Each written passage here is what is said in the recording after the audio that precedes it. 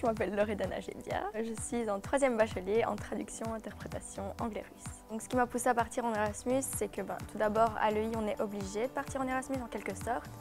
On peut aussi choisir de faire un stage, mais j'ai préféré l'Erasmus parce que c'est la meilleure façon d'apprendre une autre langue, la culture, d'être vraiment plongé dedans. La Biélorussie, c'est vraiment un choix original et jamais j'aurais pensé y aller un jour, donc voilà, j'ai décidé d'aller là-bas. C'est un étudiant qui est venu nous chercher, un étudiant de l'école. Il était super sympa, il parlait français, donc ça nous a vraiment mis à l'aise. Et il nous a directement emmenés à la cité universitaire. C'est lui qui s'est occupé de tout. Il est même venu faire les courses avec nous, donc c'était vraiment top. J'ai trouvé un logement grâce à mon professeur, M. Van Gaver de l'EI.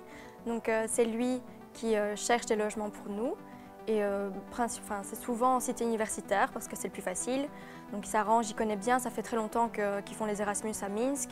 Donc il s'arrange avec les professeurs, les professeurs de Minsk donc. Ils s'arrangent entre eux, ils nous trouvent des logements. On avait des cours de russe avec des étrangers qui sont là pendant 5 ans. Donc en oral, écrit, la phonétique on avait aussi et de la grammaire.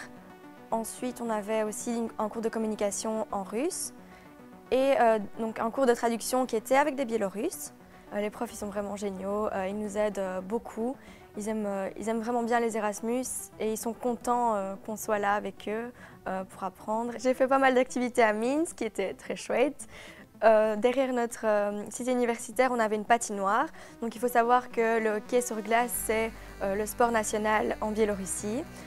Donc on y est allé pas mal de fois et c'était génial. Ensuite on est allé aussi au cirque parce que là c'est encore vraiment très populaire, ils y vont souvent.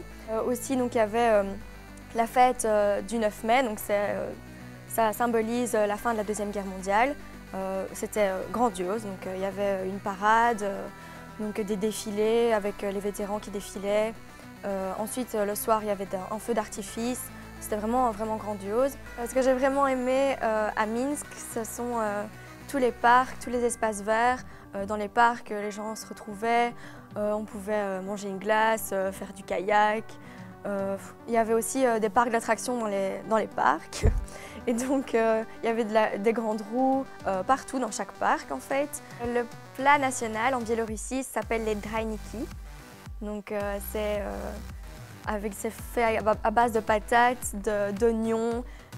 On dirait une petite crêpe qu'on peut. C'est un genre de petite crêpe. Et donc voilà, c'est le plat national et c'est vraiment bon. Ce que je recommanderais de faire à Minsk, c'est d'aller visiter donc, les églises. L'église de tous les saints, je pense que j'ai jamais vu une église aussi belle de toute ma vie. Vraiment, c'était magnifique. D'aller dans les parcs tout simplement, de se promener dans Minsk. De regarder l'architecture. Oui, elle est très soviétique, mais c'est vraiment différent et voilà, on apprend de nouvelles choses.